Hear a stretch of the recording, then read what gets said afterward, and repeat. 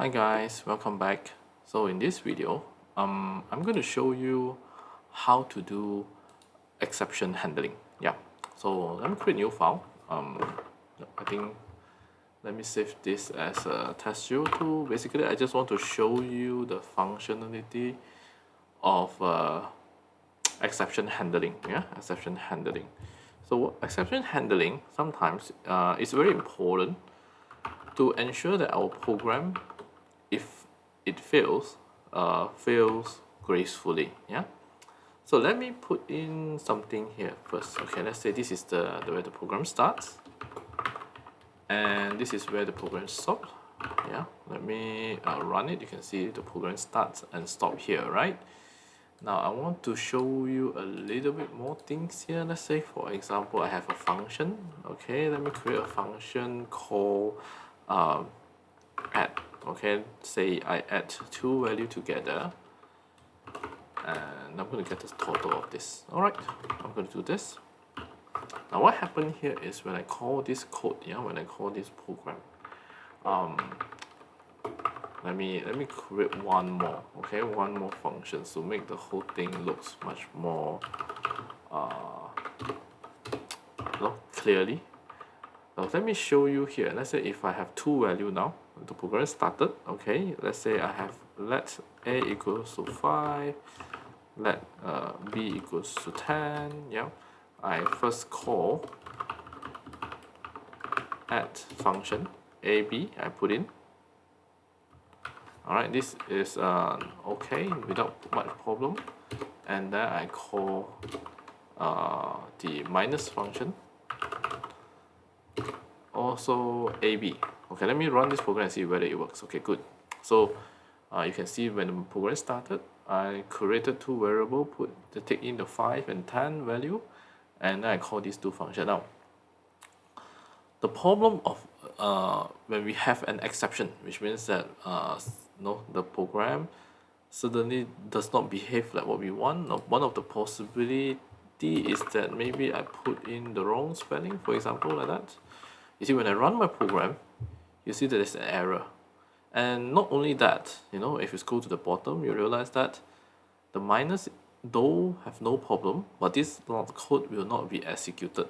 Yeah, and this stop, you will never see it.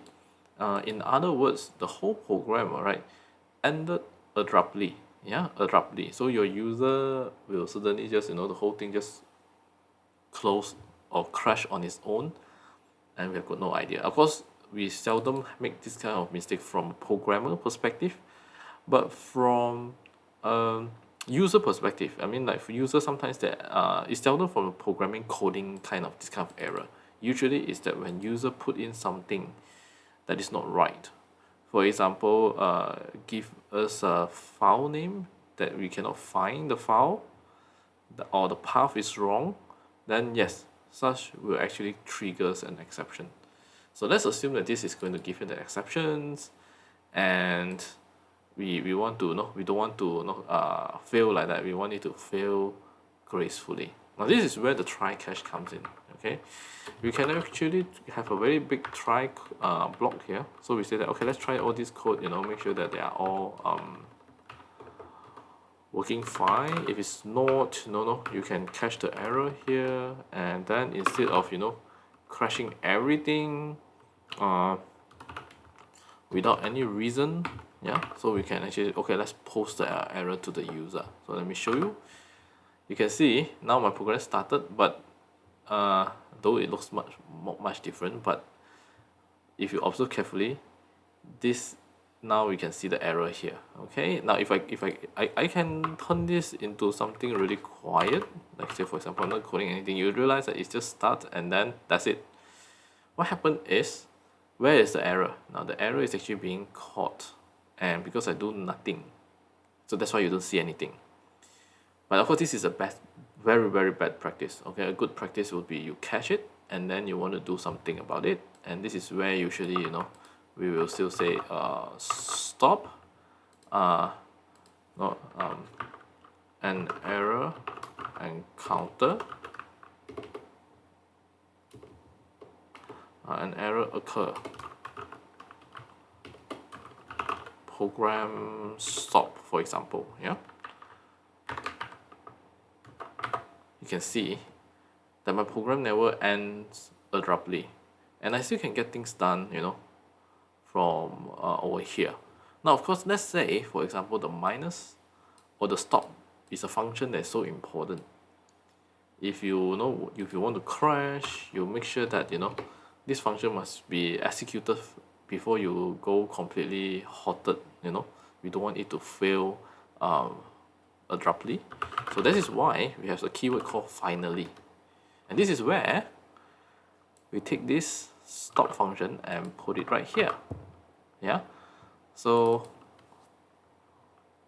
you see, if I run this program, you can see that my flow of the program starts here. I hit a problem, I trigger the exception, and this guy catch the exception, printed this line out.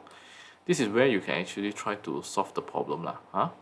And then I have this finally clause, which will eventually run this code whether or not my programs is okay. Now let me change it back to okay. If you run again, you can see the stop keyword. So this finally keyword, this block means that whether you are fine or not fine, you must execute this code no matter what. Here is that, you know, you try all this code, make sure if you encounter any problem, yeah, trigger the catch block. Okay, if you see the thing once you understand. So you can see the add is correct now. If anything happen, trigger the catch block. Okay, the catch will catch the exception, and then finally call the stop. All right, so this is basically the whole idea of try and catch. All right, I hope you guys are happy with this one. If you have any problem, please let me know. Thank you very much.